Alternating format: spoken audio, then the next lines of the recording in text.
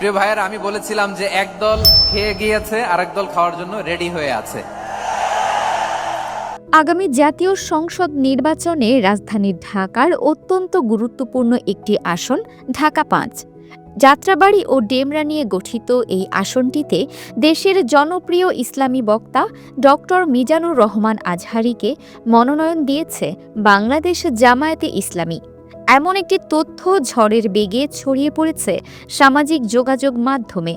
বুধবার নাকি দলটির আমির ডক্টর শফিকুর রহমান আনুষ্ঠানিকভাবে ডক্টর আজহারীর প্রার্থিতা ঘোষণা করেছেন।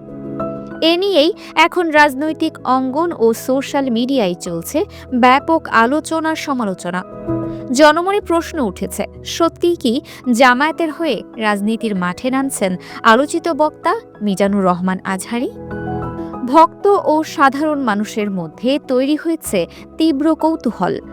বুধবার দুপুরে সামাজিক যোগাযোগ মাধ্যমে প্রকাশিত বিভিন্ন পোস্ট ও অনানুষ্ঠানিক প্রচারের সূত্র ধরে অনেকে বিষয়টি সত্য বলে ধরে নিয়ে মিজানুর রহমান আজহারীকে অভিনন্দন জানাতেও শুরু করেন।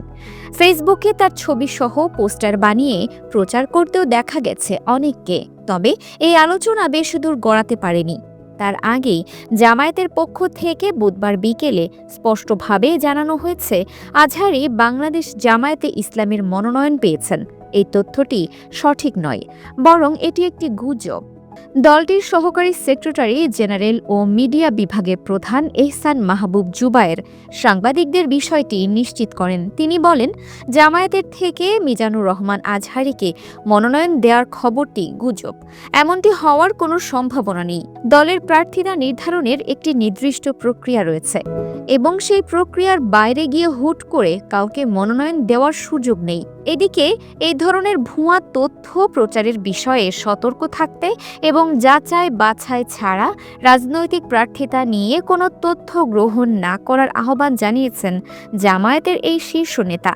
তিনি বলেন, একটি মহল উদ্দেশ্য প্রণোদিতভাবে বিভ্রান্তি ছড়ানোর জন্য এসব গুজব রটাচ্ছে। সাধারণ মানুষকে এসব গুজবে কান না দেওয়ার অনুরোধ জানান তিনি। সুতরাং ঢাকা-৫ আসনে মিজানুর রহমান আজহারীর নির্বাচন করার খবরটি আপাতত গুজব হিসেবেই প্রমাণিত হয়েছে। Dinajpur TV multimedia desk.